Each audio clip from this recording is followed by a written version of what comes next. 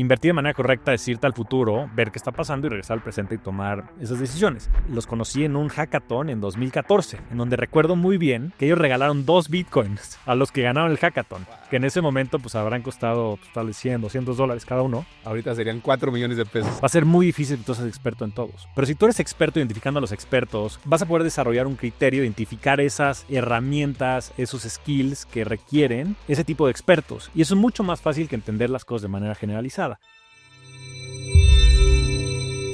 Tomando en cuenta lo que dices y regresándome a ese momento en el 2020, que fue cuando tomaste la decisión de posicionarte en una inversión en Avalanche, que ha sido tu mejor inversión, ¿cómo distingues el ruido y cómo distingues la convicción de también todas las otras opciones que no son buenas allá afuera, ¿no? Porque pudiste haber tenido la misma convicción con una meme coin o pudiste haber tenido también la misma convicción con alguna acción, con algún hype de una acción que no tuviera resultados. Y no quiero decir que es infalible y que no hayas cometido errores, pero ¿cuáles son los elementos diferenciadores que te hacen pensar que te puedes posicionar con esa convicción, con esos no convencionalismos, pensando diferente, pero sí en activos que te puedan generar ese retorno? Me acuerdo bien que en ese momento estaba Naval Ravikant metido también un poco atrás del grupo de inversionistas de Avalanche, ¿no? Entonces, ¿cómo empiezas tú a distinguir cuáles de estas apuestas o cuáles de estos proyectos del futuro, que no sabemos si se van a materializar o no, pero cómo empiezas a distinguir el ruido de la señal y cómo tomas una decisión tú con convicción de hacia dónde va el tema y cómo poner tu dinero ahí? Creo que lo primero que tienes que hacer es justo lo que dijiste, es estar cerca de las personas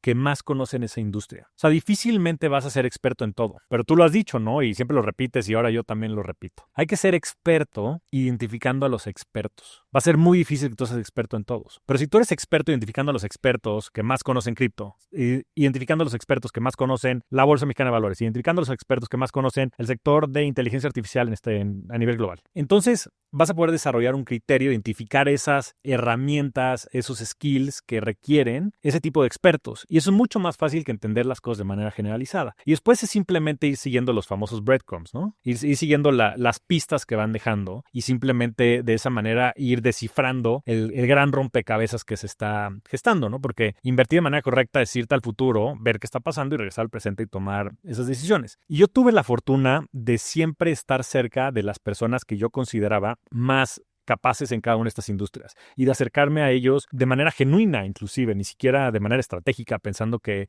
me iban a dar como resultado tal vez esas inversiones en el futuro, ¿no? Y la manera en la que empezó ese camino pues también fue en GBM, ¿no? En GBM yo me volví un asset interesante para GBM porque GBM quería desarrollar estas plataformas tecnológicas y no tenían a alguien que tuviera esas capacidades. Y me reclutaron cuando yo tenía 25 años. Y también, obvio, ellos vieron algo en mí que les permitió invertir en mí, ¿no? Y de esa inversión salió una relación de amistad y de profesionalismo y de mentoría y demás increíble, con la cual yo también empecé a comprender muchas de las cosas que ellos tenían que enseñarme y a su vez ellos empezaron a comprender muchas de las cosas que yo tenía que aportar a la sociedad. Yo creo que la mejor manera en la que puedes tú acercarte a una persona que te vaya a generar valor es tú generándole valor a ellos, ¿no? Y en ese sentido, pues desde el principio vieron en mí, en GBM, a alguien que podía generar valor al grupo, ¿no? Y de esa manera, pues entonces también me ayudaron a mí a comprender todo este sistema de las inversiones y toda la filosofía detrás del famoso value investing, que es la teoría principal que ellos siguen ahí. A través de eso y también pues de un interés genuino, conocí a Pablo González y a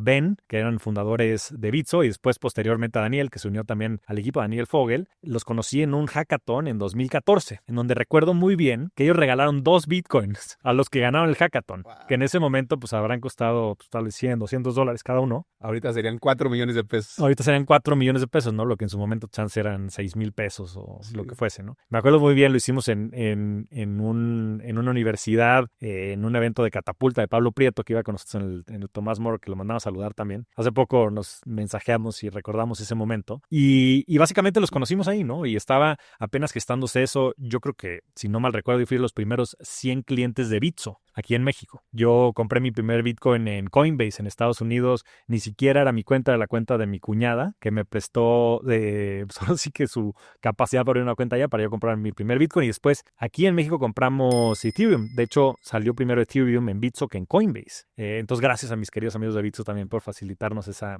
inversión. Y a través de conocer a Daniel, que después estuvimos cerca por mucho tiempo, porque juntos también creamos pues todo el marco conceptual de lo que fue la ley FinTech en México. Una ley creo que también fue un parteaguas para habilitar muchos de estos modelos de negocio, y de una amistad muy genuina fue entonces que conocí después a Alan Cassis. Él me presentó a Alan Cassis y me dijo, flaco, esto que tú quieres hacer de armar un fondo y de poder tener justo más acceso para poder entonces invertir en las mejores oportunidades, pues está este güey que es, y fue amor a primera vista con Alan. La neta es que es un grandísimo amigo y un gran profesional que, más allá de los retornos que ha generado en mi patrimonio, su fondo de inversión y su consejo, pues el retorno en la parte personal ha sido exponencial. Es una de las tantas razones por las que vivo fuera. Es mi querido vecino también, Alan. Y gracias a también identificar a Alan, entonces pudimos armar no nada más un fondo que invirtiera en el fondo de Alan, en Luna, sino un fondo que invirtiera en varios otros fondos, en los cuales invertimos en Olaf Carlson Wee, que fue el primer empleado de Coinbase, que tiene acceso a todo este cohort de Silicon Valley, dentro de ellos Naval Ravikant. Invertimos también en Multicoin, que fueron los primeros inversionistas de Solana. Y entonces también a través de generar vehículos, ¿no?, de capital, en el que no nada más invertí yo, sino también mucha de la estructura de los socios y de los directivos de GBM, es que pudimos entonces entender a más profundidad la industria y seguir estas pistas, ¿no?, para ir armando nuevamente este gran rompecabezas. Y entonces cuando ves que está detrás de Avalanche Naval Ravikant, que está detrás de Avalanche también está Polychain, que es el fondo de Olaf Carlson Wee, estaba Block Tower, otros los fondos en los que estamos invertidos, Alan también, y dices, algo hay ahí. Aquí hay algo, claramente. Están todos los que tienen el conocimiento y tienen el acceso detrás de este proyecto. Pues creo que es una apuesta interesante, ¿no? Porque tienes este famoso signaling, ¿no? Este señalamiento de que, oye, ahí hay algo, está pasando algo, esto puede ir en serio.